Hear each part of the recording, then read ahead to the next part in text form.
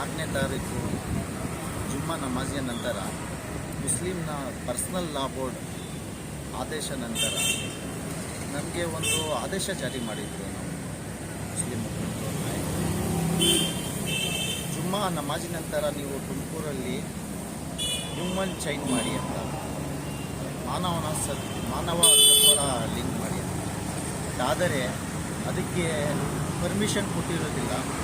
ಆ ಕಾರಣಕ್ಕೋಸ್ಕರ ಇವತ್ತು ನಾವು ಮಸೀದಿ ಹೊರಗೆ ನಿಂತು ಪ್ಲೇ ಕಾರ್ಡ್ ತೋರಿಸಿ ಇದು ಒಕ್ಬೋರ್ಡ್ ಮಸೂದೆ ಕಾಯ್ದೆ ಏನು ಜಾರಿಗೆ ಮಾಡಿದ್ರು ಅದರ ವಿರುದ್ಧವಿದ್ದೀವಿ. ಯಾಕಂದರೆ ನಿರಂತರ ನಾವು ಹೋರಾಟ ಮಾಡ್ಕೊಂಡು ಬರ್ತಾಯಿದ್ದೀವಿ. ಕಳೆದ 3 ತಿಂಗಳಿಂದ ನಮ್ಮ ಮುಸ್ಲಿಮ ಜನಾಂಗ ಮೇಲೆ, ನಮ್ಮ ಮುಸ್ಲಿಂ ಪ್ರಾಪರ್ಟಿ ಮೇಲೆ ಈ ಕೇಂದ್ರ ಸರ್ಕಾರ BJP ಏನಿದೆ ಬೇಕು ಅಂತ ಉದ್ದೇಶಪೂರ್ವವಾಗಿ ನಮಗೆಲ್ಲ ಆಸ್ತಿ ಕಿತ್ಕೊಂಡ್ರೆ ನಾವು ಮುಂದೆ ಬರಬಾರ್ದು, ನಮ್ಮ ನೆಕ್ಸ್ಟ್ ಜನ್ರೇಷನ್ ಎಲ್ಲ ಹಾಳಾಗಬೇಕು ಅಂತ ಇವರು ಎಲ್ಲ ಪ್ಲ್ಯಾನಿಂಗ್ ಮಾಡಿಕೊಂಡು ನಮ್ಮ ಆಸ್ತಿಗಳ ಮೇಲೆ ಕಣ್ಣಿಕ್ಕಿದ್ದಾರೆ.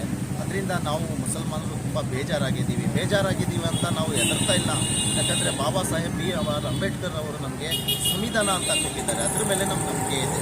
ಆ ಸಂವಿಧಾನ ನಾವು ಹಿಡ್ಕೊಂಡು ಹೋರಾಟ ಮಾಡೋಕ್ಕೆ ಹೋಗಿ ಪರ್ಮಿಷನ್ ಕೊಡ್ತೀವಿ ಕೇಳ್ತೀವಿ ಅಂದರು. ಆ ಪರ್ಮಿಷನ್ನೂ ಕೊಡೋದಿಲ್ಲ ನಮ್ಗೆ.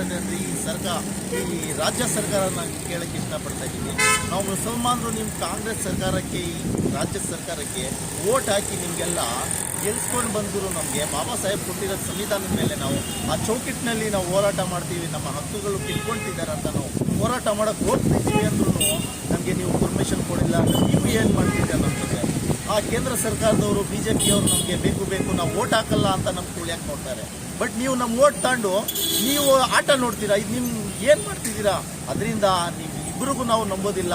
ನಾವು ಎಲ್ಲ ನಮ್ಮ ಮುಸ್ಲಿಂ ಜನಾಂಗರು, ನಮ್ಮ ಧಾರ್ಮಿಕ ನಾಯಕರುಗಳಿದ್ದಾರೆ, ನಮ್ಮ ಗುರುಗಳಿದ್ದಾರೆ, ಅವ್ರ ಜೊತೆ ನಾವು ಸಲಹೆ ತಗೊಂಡು ಮುಂದಿನ ದಿನಗಳಲ್ಲಿ ಈ ಮಸೂದೆಯನ್ನು ಯಾವ ಕಾರಣಕ್ಕೂ ಒಪ್ಪೋದಿಲ್ಲ. ಫಸ್ಟು ನಾವು ಮುಂಬರುವ ದಿನಗಳಲ್ಲಿ ನಾವೆಲ್ಲ ಸೇರಿ ಒಗ್ಗಟ್ಟಾಗಿ ನಮ್ಮ ಹಕ್ಕಿಗೋಸ್ಕರ ನಾವು ಹೋರಾಟ ಮಾಡ್ತೀವಿ. ಯಾಕಂದರೆ ಈ ಸಂವಿಧಾನ ಮೇಲೆ ನಮಗೆ, ಈ ದೇಶದ, ಈ ನಾಡಿನ ಸಂವಿಧಾನ, ಈ ಕಾನೂನು ಮೇಲೆ, ನೆಲದ ಕಾನೂನು ಮೇಲೆ ನಮ್ಗೆ ನಂಬಿಕೆ ಇದೆ. ಈ ನಂಬಿಕೆಯಿಂದಾನೇ ನಾವು ಹೋರಾಟ ಮಾಡ್ತೀವಿ. ಆದರೆ ನಾವು ಹೋರಾಟ ನಿಲ್ಲಿಸೋದಿಲ್ಲ ಅಂತ ಹೇಳ್ತಾ ನನ್ನ ಮಾತನ್ನು ಮುಗಿಸ್ತೀನಿ. ಜೈ ಹಿಂದ್, ಜೈ ಕರ್ನಾಟಕ.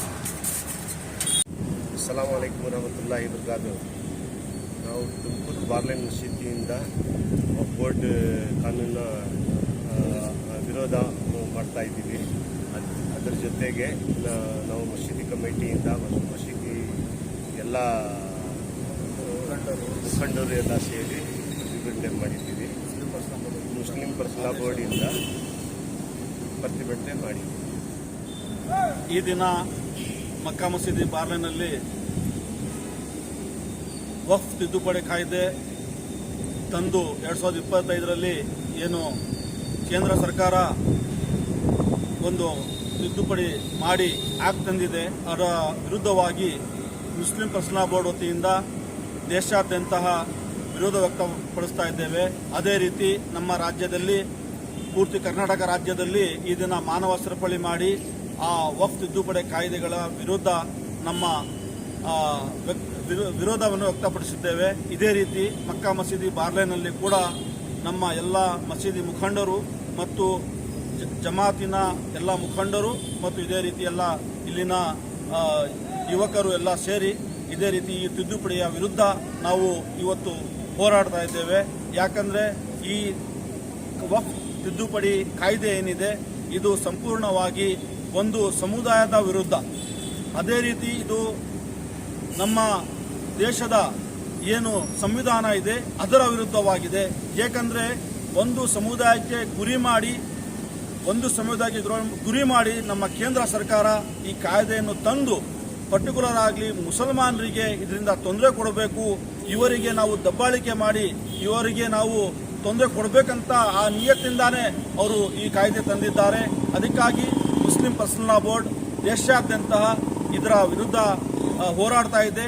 ಅದರ ಜೊತೆಯಲ್ಲಿ ನಾವು ತುಮಕೂರಿನ ಎಲ್ಲ ಜನಪರ ಶಕ್ತಿಗಳು, ಎಲ್ಲ ಜಮಾತ್ ಮತ್ತು ಮಸೀದಿ ಮುಖಂಡರುಗಳು ಮುಸ್ಲಿಂ ಪರ್ಸನಲ್ ಬೋರ್ಡ್ನ ಜೊತೆ ಇದ್ದೇವೆ. ಅವರು ಯಾವತ್ತೇ ಇಂತಹ ಕೂಗು ನೀಡಿದ್ರೂ ನಾವು ಅವ್ರ ಜೊತೆ ನಿಂತು ಕೆಲಸ ಮಾಡ್ತೇವೆ. ಕೇಂದ್ರ ಸರ್ಕಾರ ಮತ್ತು ರಾಜ್ಯ ಸರ್ಕಾರ ತಿಳಿದುಕೊಳ್ಳಿ, ಯಾವುದೇ ಕಾರಣಕ್ಕೂ ಈ ನಮ್ಮ ಸಂವಿಧಾನ ವಿರೋಧಿ ಏನು ಕಾನೂನು ತಂದಿದ್ದಾರೆ ಅದು ನಾವು ಒಪ್ಪೋದಿಲ್ಲ. ಇದು ಮುಂದೆ ನಾವು ವಿರೋಧಿಸ್ತಾ ಇದ್ದೇವೆ. ಜೈ ಹಿಂದ್, ಜೈ ಕರ್ನಾಟಕ.